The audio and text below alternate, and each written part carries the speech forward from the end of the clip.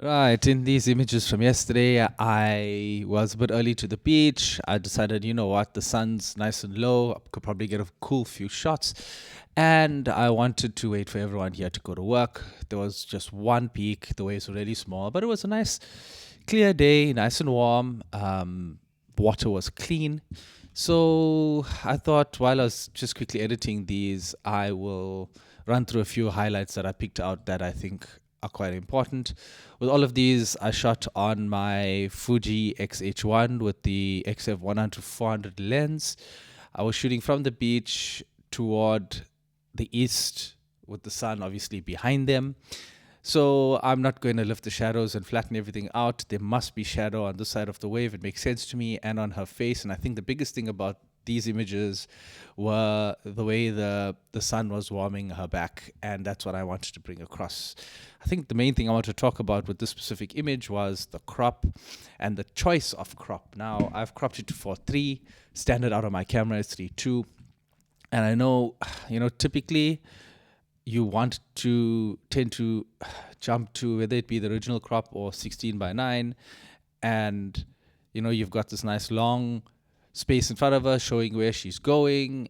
Yeah, okay, I don't disagree. Depends with what you want to do with the image.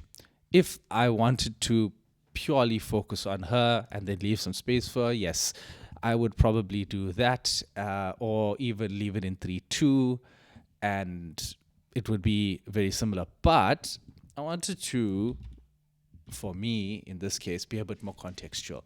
So by going with the aspect ratio like 3:2, which is a nice balance between 16:9 and 4:3, or in this case 4:3, which is closer to being square, you get a lot more height, and it makes the image feel tall. It does make her feel smaller in the frame, but I like this contextually because the argument can be made that there's not much sky in the background, so it's not relevant. Sky was empty, it didn't have detail anyway. There's this little yacht here. But by knowing where the sky is and where the horizon line is, and seeing a bit of the glare below the wave, it gives you context of where she is. And for me, in this one, where you've got the light and that sort of thing with the orange and blue playing in contrast with each other, I wanted more context than pure focus on her. And that's why I chose this specific crop, the specific aspect ratio.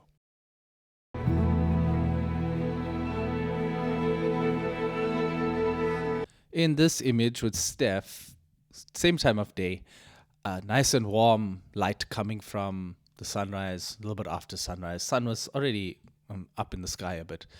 But from a contextual point of view, my whole thing with this specific image was I want to show the high line a bit. She is running closer to the high line on the wave. And for anyone who's surfed, you know the feeling of being down here at the bottom versus being up there. And in this image, she is on the higher line. So, as much as, yes, I'm putting her on the third with space in front because she's going down the line, I'm keeping my contextual feel by leaving the sky in the background. You can see the horizon. But I'm pushing her up in the frame a bit. And this is very intentional. I want to show you the foam at the bottom here from the previously crashed wave. So you can see how big this wave is. And it's not a big wave by any means. But the point is, this gives you the indication of where this ends, where this is crashing. And I want her to feel higher in the image. I mean, I could do this. I could bring her down there. I could crop in a bit more. And you get a far closer shot on her, which I know a lot of people would probably go for. But that's not what I'm trying to portray in this specific image. So I want to show that she's sitting on the high line. So when I look at this image, I want to be looking up at her. And that's why I tend to do that more. I mean, even if you wanted to, this is in 3:2, if you wanted to put the aspect ratio into 16:9, I would still open it up a bit. But I don't know, I don't feel like by losing the bottom there, I don't know, you don't get that feeling that she's riding the high line. So that is how I justified how I cropped this specific image.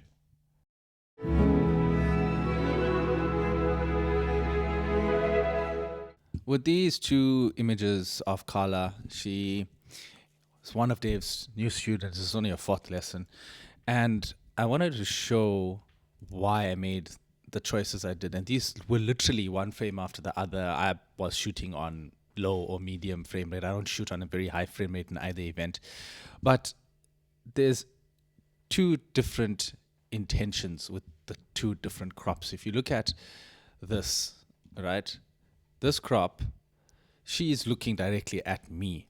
So putting her dead center in the crop to me made sense. Well, she's not looking at me, but she's looking directly forward, essentially at me. Putting her off to the side, even though the plan is for her to go down the line that way, could have worked, but it just didn't have the same feeling. So also left it in 3-2, more of a balance. So you've got her looking directly at me, centered on, feels like she's going forward. Not even a second later, she's turned. And you can't see yet, she hasn't actually turned the board.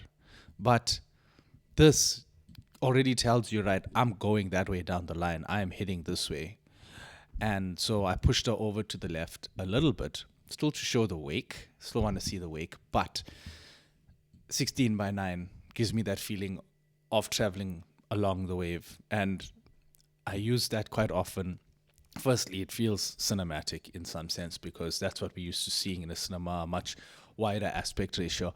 And here, even though all she's done is turn her head, really, nothing else has turned yet, it already feels like I'm going that way. You know, yeah, I left space there, but I'm going that way.